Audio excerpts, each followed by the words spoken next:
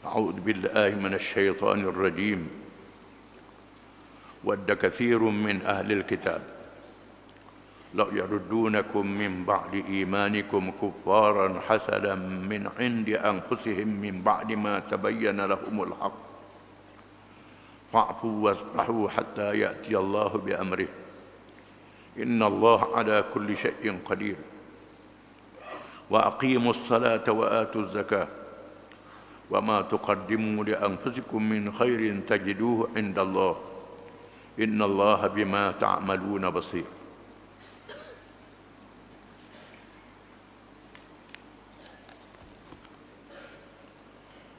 Maksudnya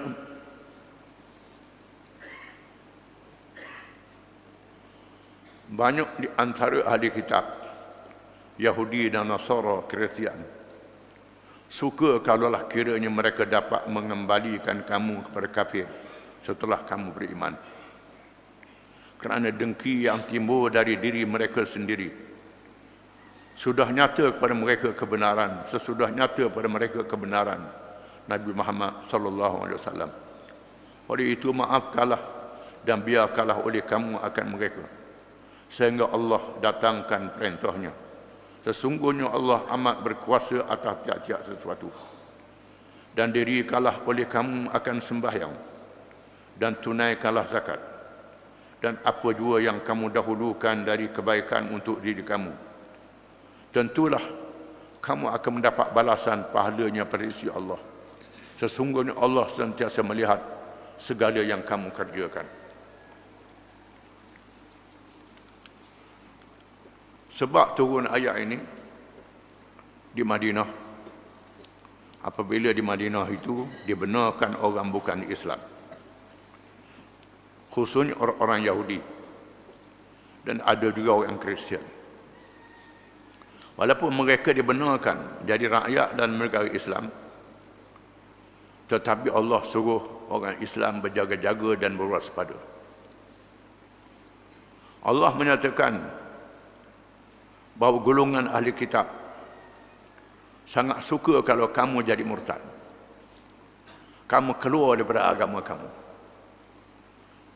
sama ada kamu masuk agama mereka, masuk Yahudi, masuk Kristian, ataupun tinggal Islam, tak masuk apa agama, asalkan kamu menyeleweng daripada Islam.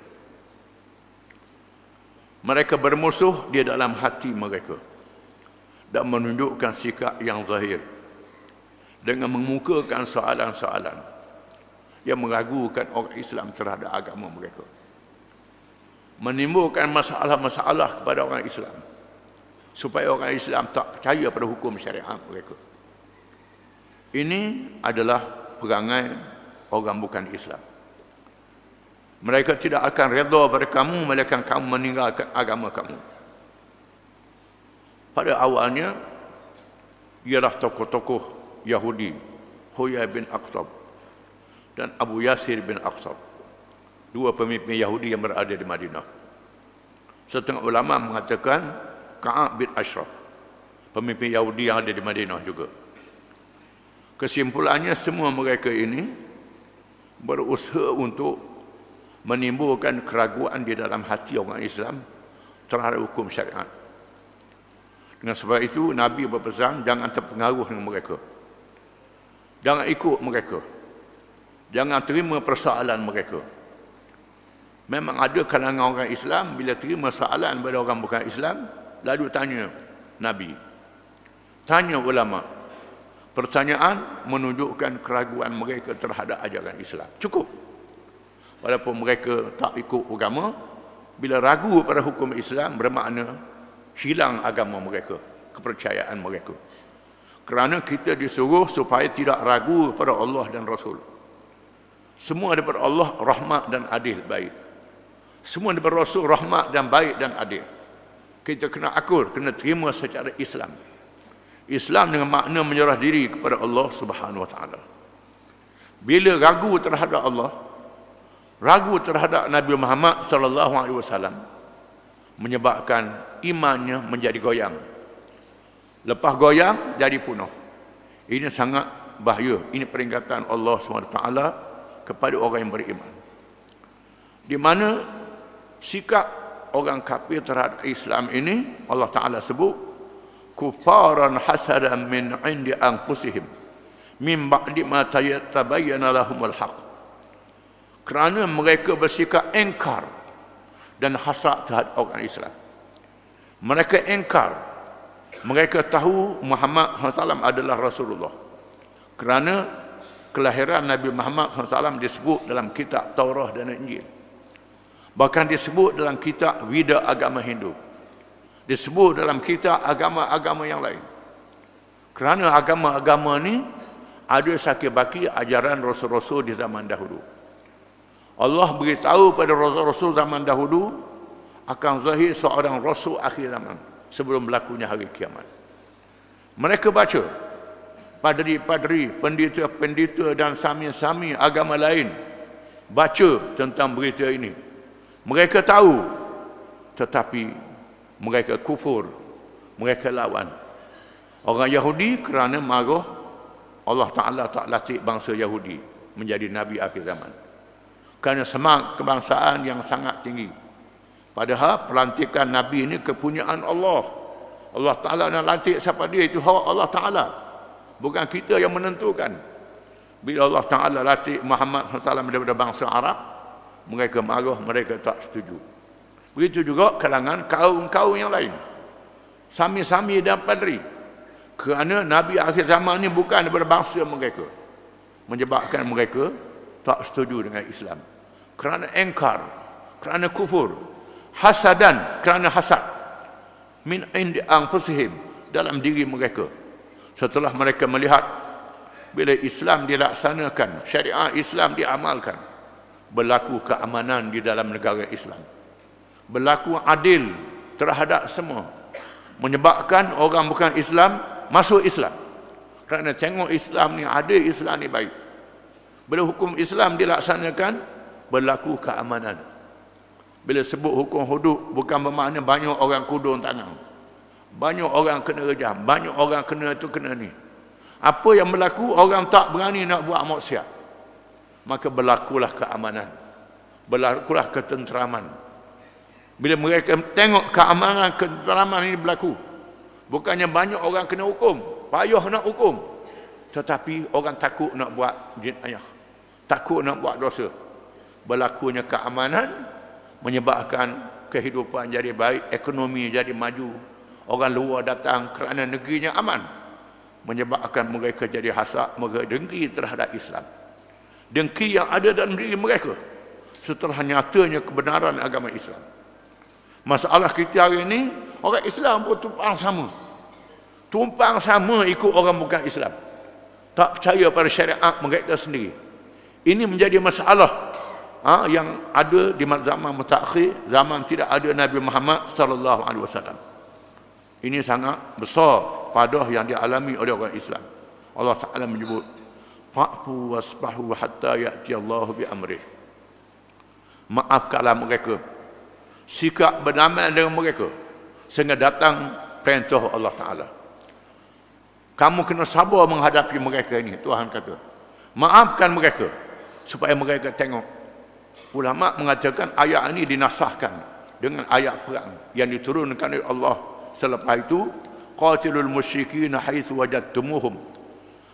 Perangilah, faqtulul musyrikin haitsu wajadtumuhum. Perangilah orang musyrikin di mana saja kamu temui mereka. Dan firman Allah Ta'ala, wa qatilul ladzina la yu'minuna billahi wal yawmil akhir wa la yuharrimuna ma harrama Allah wa rasuluhu wa la yadinuna dinal haqq minal ladzina utul kitab hatta yu'tul jizyata an yadim wa hum saghirun. Perangilah orang-orang yang tidak beriman kepada Allah dan hari akhirat, yang tidak mengharamkan apa yang diharamkan oleh Allah dan Rasulnya, dan tidak menganut agama yang benar di kalangan ahli kitab. Perangi mereka sehingga mereka menyerah kalah, membayar jizyah, membayar cukai keamanan terhadap kerajaan Islam, dalam keadaan mereka tunduk di bawah kerajaan Islam. Ayat ini menasahkan ayat fa'fu wasfahu. Maaf kepada mereka, biarkan mereka. Ayat ini menasahkan ayat yang dibaca ini. Dalam Quran ada nasih dan mansukh. Ada ayat yang membatalkan ayat yang lebih dahulu daripadanya. Namun demikian, dalam hubungan antara bangsa, hubungan antara negara, Islam hendaklah mendahulukan perdamaian. Perdamaian didahulukan. Sehingga kalau mereka berperang dengan orang Islam, lepas tu mereka rasa tak tahan, mereka minta damai. Allah Ta'ala kata, "Fa'in janahu lis-salmi fajnah laha wa tawakkal 'ala Allah." Jika sekiranya mereka tunduk minta damai, terima damai itu dan bertawakal kepada Allah. Ini jangan ganggu lagi. Dia minta damai diutamakan. Nanti dia tipu, damai tipu. Allah Taala kata, "Wa in yuridu an yakhda'uka fa inna hasbakallah." Jika sekiranya mereka nak tipu kamu, cukup Allah akan menolong kamu selepas itu. Ini jaminan daripada Allah Taala. Dengan sebab itu berperang tak boleh geram. Bukan pada geram sahaja. Banyak orang kita ni geram. Geramlah biar habis lalu. Ini tidak boleh. Kerana Allah Ta'ala suruh wala ta'tadu innallaha la yuhibbul mu'tadin. Perangilah orang memerangi kamu. Wala ta'tadu innallaha la yuhibbul mu'tadin. Jangan kamu melampaui batas. Sesungguhnya Allah tidak mengasihi orang-orang yang melampaui batas. Tidak boleh. Dengan sebab itu dalam peperangan Islam suruh kita membunuh mereka yang terlibat dengan peperangan sahaja. Yang tak terlibat dengan peperangan, orang tua, perempuan, kanak-kanak, orang berniaga, orang awam yang tak terlibat dengan peperangan, tak boleh dibunuh mereka. Bukan macam orang lain perang tak ke habis bunuh belaka yang ada dalam negeri. Ini bukan cara Islam. Cara Islam hanyalah membunuh mereka yang terlibat dengan peperangan sahaja. Yang tak terlibat dengan peperangan tak boleh dibunuh mereka. Biarkan mereka sehingga mereka tunduk dan mereka menyaksikan pemerintahan Islam yang baik. Innallaha ala kulli syai'in qadir. Sesungguhnya Allah Maha berkuasa di atas tiap-tiap sesuatu. Allah Ta'ala berfirman, "Wa aqimus salata wa atuz zakah." Tunaikan sembahyang, dirikan sembahyang dan tunaikan zakat. Jangan tinggal sembahyang. Dalam berjuang, dalam menentang musuh-musuh ini, sembahyang sangat penting. Tunaikan zakat. Yang kaya, tunaikan zakat. Wa ma tuqallimu li anfusikum min khairin tajiduhu indallah. Apa-apa yang kamu kemukakan untuk diri kamu daripada kebaikan, nescaya kamu akan dapat balasannya di sisi Allah pada hari kiamat kelak. Allah Ta'ala beri balasan pada kamu pada hari kiamat. Innallaha bima ta'maluna basir. Sesungguhnya Allah sangat melihat dengan apa yang kamu amalkan. Jangan takut. Bila buat amal orang tak tahu. Orang tak tahu. Dah lihat apa orang. Yang pentingnya ialah Allah yang Maha mengetahui segala-galanya. Yang mengetahui apa yang ada dalam diri kita. Apa yang kita buat. Walaupun manusia tak tahu, Allah Ta'ala tahu. Allah Ta'ala memberi ganjaran pada hari kiamat kelak. Jangan kita rasa bimbang. Jangan kita rasa susah. Wallahu a'lam.